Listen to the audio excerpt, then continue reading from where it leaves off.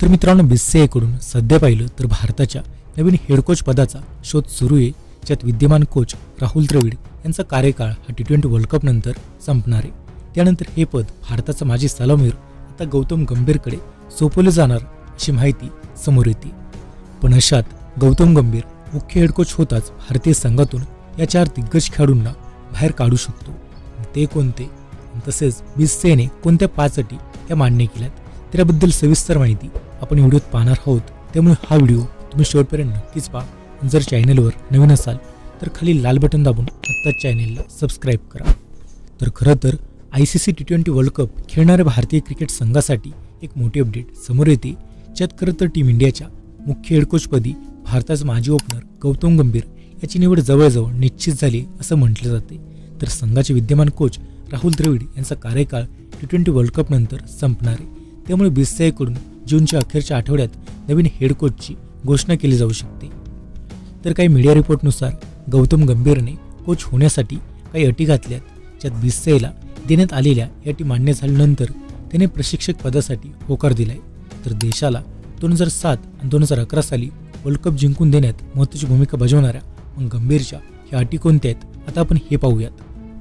तर यात पहिले भारतीय क्रिकेट संघावर संपूर्ण नियंत्रण, दुसरे सपोर्ट कोचिंग स्टाफ निवडण्याचं स्वतंत्र, तिसरे चॅम्पियन्स ट्रॉफी 2025 सिनियर खेळाडूंना अखेरची संधी, चौथे भारताचा कसोटी संघ पूर्णपणे वेगळा, पाचवे 2027 साली होणाऱ्या वर्ल्ड कपसाठी रोडमॅप तयार।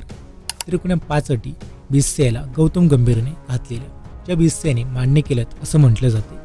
तर भारताचा माजी ओपनर गौतम गंभीरच्या मार्गदर्शनाखाली IPL मध्ये पाहिलं तर KKR संघाने 10 वर्षांनंतर विजेतेपद हे पटकावले।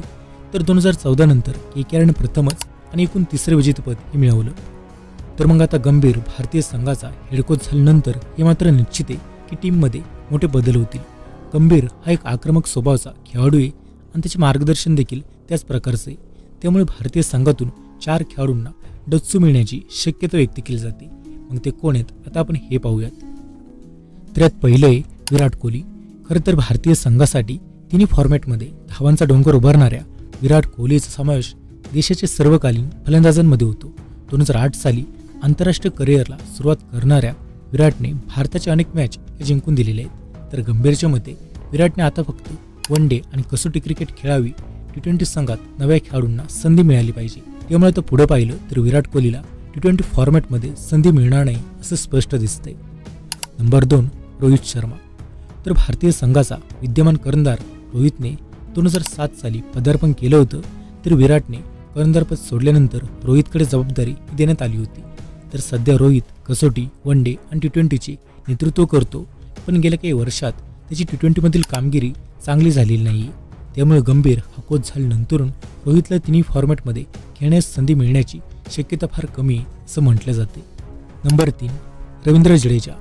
खरं तर गेल्या अनेक वर्षांपासून फार खास कामगिरी न करता देखील जडेजाची निवड ही केली जात आहे। 2022चा T20 वर्ल्ड कप, 2023चा वन डे वर्ल्ड कप आणि आता सुरू असलेला T20 वर्ल्ड कपसह अनेक मोठ्या स्पर्धेत जडेजाने निराश केलेले।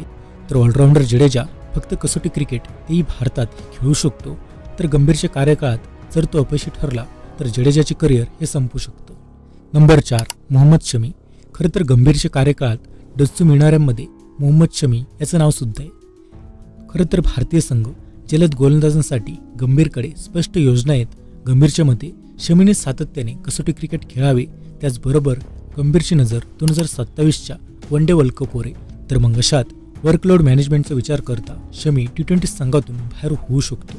त्यामुळे गौतम गंभीर भारतीय संघाचा हेड कोच होताच हे 4 मोठे खेळाडूंना बाहेर करू शकतो आणि महत्त्वाचे डिसिजन हे घेऊ शकतो। अशात तुम्हाला काय वाटते, या खेळाडूंना बाहेर करायला हवं का ते कमेंट करून नक्कीच सांगा। माहिती आवडल्यास व्हिडिओ लाईक करा। आणि मित्रांनो, याशिवाय सध्या पाहिलं तर शक्तीपीठ महामार्गाला शेतकऱ्यांचा विरोध होतोय, मग तो का होतोय त्याबद्दल सविस्तर माहिती पाहायची असेल तर आमचा हा व्हिडिओ नक्कीच पहा।